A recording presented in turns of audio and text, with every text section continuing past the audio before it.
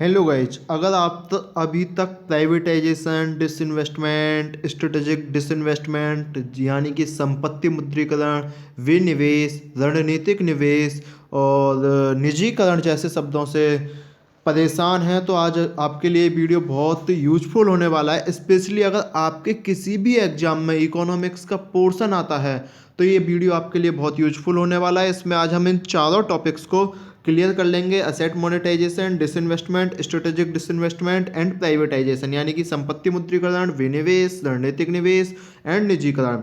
तो अगर इससे पहले आपने KNP एनालिसिस को सब्सक्राइब नहीं किया है तो सब्सक्राइब कर दीजिएगा, वीडियो को लाइक कर दीजिएगा, वीडियो को शेयर कर दीजिएगा। तो चलो हम चलते हैं अपने टॉपिक्स पर, समझते हैं। सबसे पहले हम बात करेंगे डेफिनेशंस की।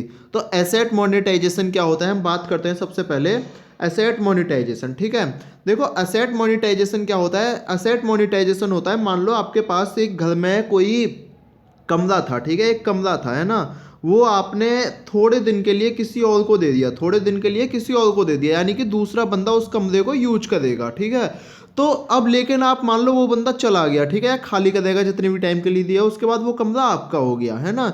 ये होता है एसेट मोनेटाइजेशन। यानी कि एसेट मोनेटाइजेशन का मतलब होता है, संपत्ति मुद्रीकरण का मतलब होता है कि आप जो गवर्नमेंट है वो जो उसके एसेट है यानी कि जो उसकी संपत्ति है उसका कंट्रोल कुछ समय के लिए किसी और कंपनी को दे देती है। समझ आया एसेट मोनेटाइजेशन या संपत्ति मुद्रीकरण, ठीक है। इसी तरह से अगर हम डिसइन्वेस्टमेंट की बात करें तो देखो डिसइन्वेस्टमेंट मैं आपको बताता हूँ कैसे होता है। डिसइन्वेस्टमेंट मान लो ये आपका घर था, ठीक है, इसके बाहर थी एक छोटी सी दुकान, है ना।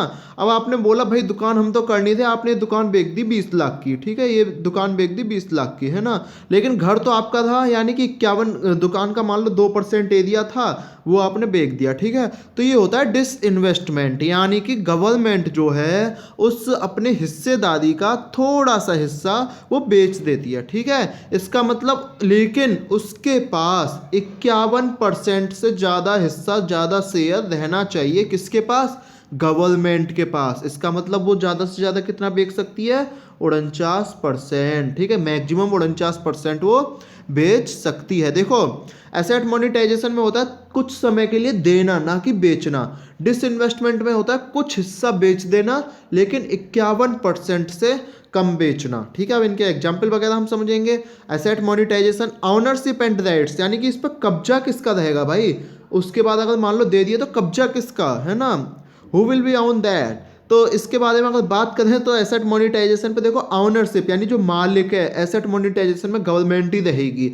भाई आपने जो कमरा किराए पे दिया था तो आप कमरे के मालिक तो आप ही हो कि और कोई बन जाएगा, आप ही हो ना। तो जो एसेट मोनेटाइजेशन में है वो यानी कि जो मालिक रहेगी वो गवर्नमेंट रहेगी, ठीक है। अब मैनेजमेंट राइट, यानी कि उस कमरे को मैनेज कौन करेगा, उस कमरे को सजाएगा कौन, ठीक है।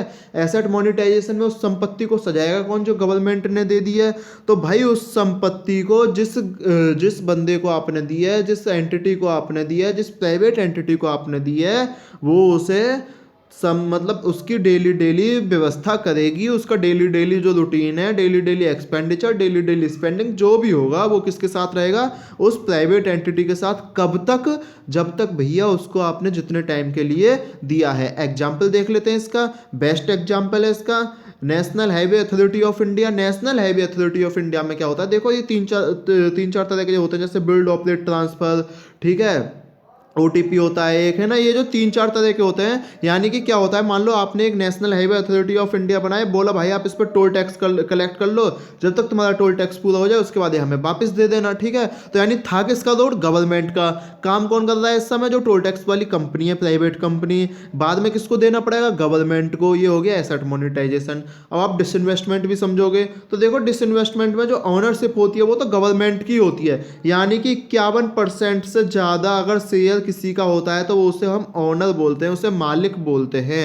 तो 51% से तो ज़्यादा ही शेयर है आपका। मान लो घर है, बेशक आपने दुकान दे दी हो, घर तो आपका ही रहेगा भाई, किसी और का थोड़ी ना हो जाएगा गैस।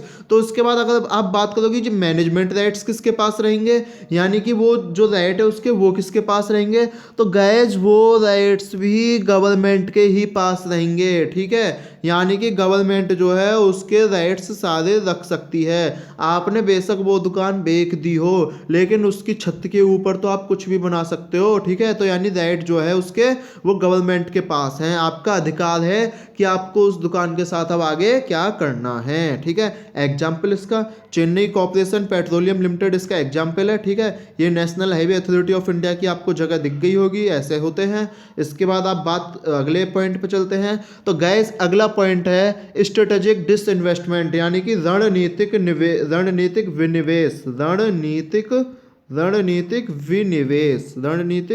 विनिवेश। गैस अगर समझ में आ रहा है तो वीडियो को लाइक शेयर सब्सक्राइब करते रहिएगा, ठीक है। अब देखो आप स्ट्रेटेजिक डिसइन्वेस्टमेंट में क्या है। देखो स्ट्रेटेजिक डिसइन्वेस्टमेंट, मान लो भाई आपके घर की एक अलमारी है, बहुत अच्छी अलमारी है जिसमें आपका सारा सोना चांदी रखा हुआ है, ठीक है। अब उस अलमारी को आप किसको खोलने दोगे, किसको बोलोगे भाई उस अलमारी में से इतना निकाल ले, ठीक है। तो यानी कि जो भी भारत का एक रणनीतिक क्षेत्र होते हैं, ठीक है, उसमें से अपना हिस्सा देना 50% या उससे ज़्यादा जो कंपनी, जो फाइनेंस मिनिस्ट्री या जो भी मिनिस्ट्री उससे संबंधित होगी वो डिसाइड करेगी। उससे ज़्यादा हिस्सा देने पे, उससे ज़्यादा हिस्सा किसी भी प्राइवेट या पब्लिक अथॉरिटी को देना स्ट्रेटेजिक डिसइन्वेस्टमेंट होता है। समझे नहीं समझे? यानी कि आप अगर सेफ में से कुछ, अपनी अलमारी में से कुछ सोना दे रहे हो तो वो किस बंदे को दे रहे हो, वो स्ट्रेटेजिक डिसइन्वेस्टमेंट होगा, ठीक है। सेम ये डिसइन्वेस्टमेंट की तरह होता है लेकिन इसमें आप बंदे सेलेक्ट करते हो खुद से कि भाई आजा तुझे देंगे, तुझे नहीं देंगे, ठीक है। तो वो होता है स्ट्रेटेजिक डिसइन्वेस्टमेंट, रणनीतिक विनिवेश। समझ आया नहीं आया? अब आप प्राइवेटाइजेशन पूछोगे। प्राइवेटाइजेशन, देखो प्राइवेटाइजेशन का मतलब होता है ये आपका घर था, ठीक है, आपने ये घर किसी को बेच दिया है ना, यानी कि अपनी संपत्ति का, यानी गवर्नमेंट जो संपत्ति है गवर्नमेंट की, उस पर वो 100% किसी और का कंट्रोल दे दे तो उसे हम बोलते हैं प्राइवेटाइजेशन, ठीक है। प्राइवेटाइजेशन में देखो दो चीज होती हैं, एक तो होता है प्राइवेटाइजेशन, एक होता है डीरेगुलेशन। अगर 100% है तो प्राइवेटाइजेशन है, और डीरेगुलेशन का मतलब 100% तो है नहीं अभी, लेकिन हम बेचना पूरा चाह रहे हैं, ठीक है। अभी थोड़ा सा हिस्सा, मतलब ज़्यादा हिस्सा बेच दिया, थोड़ा सा अपने पास बचा है, तो वो हो जाता है डीरेगुलेशन, ठीक है। यानी कि सारा काम तो प्राइवेट एंटिटी करेगी, बस हम तो नाम के मालिक हैं, ठीक है। तो वो होता है नाम के मालिक भी नहीं, हम तो बस नाम है कि हाँ जी हम भी है, हम भी है। जैसे आपने ध्यान दिया होगा, अगर कोई प्रॉपर्टी डीलर होते हैं ना, तो वो जैसे इतना बड़ा खेत खरीदते हैं तो उसमें एक छोटा सा हिस्सा कोई और खरीद लेता है ना। बाकी नाम किसका होता है, भाई ये खेत खरीद लिया इनने, ठीक है, मान लो XYZ ने ये खेत खरीदा है ना, लेकिन उसमें ए जो है, ए का भी हिस्सा है छोटा सा। नाम किसका, XYZ का, हिस्सा किसका, ए का। काम कौन करेगा, सारे XYZ, जब चाहेगा बेचेगा कौन, XYZ। तो ये होता है डीरेगुलेशन। और मान लो ए ने भी वो हिस्सा अपना XYZ को बेच दिया, ठीक है, XYZ को बेच दिया, तो 100% XYZ का हो गया, वो हो जाता है प्राइवेटाइजेशन। गवर्नमेंट अगर 100% बेच रही है तो मतलब प्राइवेटाइजेशन हो गया। गाइज समझ में आ गया होगा जहाँ तक मुझे लग रहा है। अब आप इनके एग्जाम्पल देखो, ये एयर इंडिया, अभी मैं बताऊंगा मैंने आपको एयर इंडिया क्यों समझाया, है ना। एयर इंडिया देख लेते हैं। स्ट्रेटेजिक डिसइन्वेस्टमेंट में जो ओनरशिप होती है, जिसे आपने दिया था पब्लिक और प्राइवेट एंटिटी, वो होती है भाई आप जिससे सोना निकलवाओगे वही तो अब सोने का मालिक हो गया। मान लो आपने उसे सोना दे दिया तो वो मालिक हो गया, ठीक है। इसे क्यों करते हैं, रीजन बता देता हूँ। स्ट्रेटेजिक डिसइन्वेस्टमेंट आता क्यों है, देखो मान लो आप एयर इंडिया का डिसइन्वेस्टमेंट कर दो, ठीक है, तो भाई एयर इंडिया से अटैक भी हो सकता है। आपने मान लो प्राइवेट को बेच दिया, प्राइवेट को किसी आतंकवादी ने दिए बहुत सारे रुपए, बोला करवा दे अटैक, तो अटैक करवा देगा नहीं। लेकिन एयर इंडिया जो अटैक ऐसी चीज़ों को रोकने के लिए अपनी जो एक भरोसेमंद संस्थाएं होती हैं उनको वो देते हैं, है ना, पब्लिक और प्राइवेट एंटिटी में। मैनेजमेंट किसके पास रहेगा, कॉमन सी बात है, प्राइवेट एंटिटी के पास मैनेजमेंट रहेगा। प्राइवेट एंटिटी यानी जिसने वो लिया है उसी के पास उसका मैनेजमेंट यानी व्यवस्थापक वही होगा। एग्जाम्पल इसका एयर इंडिया हम पढ़ ही चुके हैं। प्राइवेटाइजेशन देख लेते हैं। अब भाई आपने, किसी ने घर खरीद लिया तो किसका मालिक कौन उस घर का, वो प्राइवेट वाला बंदा, प्राइवेट एंटिटी। गवर्नमेंट की कोई संपत्ति खरीद ली तो, है ना, मैनेजमेंट राइट किसके पास होगा, कॉमनली प्राइवेट एंटिटी के पास। एग्जाम्पल क्या है इसका, एग्जाम्पल है इसका Hindustan Petroleum sale to ONGC। अगर आप थोड़ी सी और बात करो ना, जैसे तो प्राइवेट इन्वेस्टमेंट पे अगर मैं प्राइवेटाइजेशन पे जाऊं तो ये देखो कई टाइप से हो सकता है। पहला जो टाइप होता है वो होता है पब्लिक ऑक्शन। पहला टाइप जो होता है वो होता है पब्लिक ऑक्शन, ठीक है, यानी पब्लिक को आप तरह तरह के पब्लिक के बोलेंगे भाई आ जाओ तुम इतना लो, तुम इतना लो। उसके बाद होता है सेल ऑफ शेयर्स, यानी जितना शेयर्स है, जैसे मैं बोल रहा था 100% शेयर सेल करना, वो भी प्राइवेटाइजेशन होता है। उसके बाद होता है गैस डायरेक्ट नेगोशिएशन।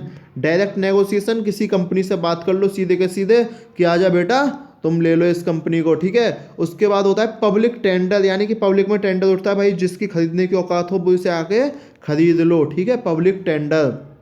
और गए जे को लास्ट होता है, आप जहाँ तक समझ गए होंगे, lease with right to purchase, lease with right to purchase यानी कि खरीदना। देखो अभी तो आपने मान लो दे दिया उसे कुछ समय के लिए, है ना, लेकिन 5 साल बाद आप बोलो यार मुझे बेचने का मन कर रहा है, बोल तू खरीदेगा इतने रुपए में, है ना, अगर वो बोल दे हाँ मैं खरीद रहा हूँ, तो इससे बोलते हैं lease with right to purchase. ये सम डिसाइड होता है, यानी अमाउंट डिसाइडेड अमाउंट होता है। तो गाइज मुझे लगता है आपको ये चारों टर्म समझ में आ गई होंगी। अगर आपको कोई दिक्कत है तो आप कमेंट बॉक्स में ज़रूर बताइएगा। और अब हम मिलते हैं इसके बाद नेक्स्ट वीडियो में। अगर आपने KNP एनालिसिस को जाते जाते अगर सब्सक्राइब नहीं किया तो जाते जाते सब्सक्राइब जरूर कर देना KNP एनालिसिस को। अगर आपको इसकी PDF चाहिए तो टेलीग्राम चैनल पे मिल जाएगी, टेलीग्राम का लिंक मैं वीडियो के डिस्क्रिप्शन में डाल दूंगा, ठीक है। तो see you soon guys in next video. बहुत बहुत धन्यवाद।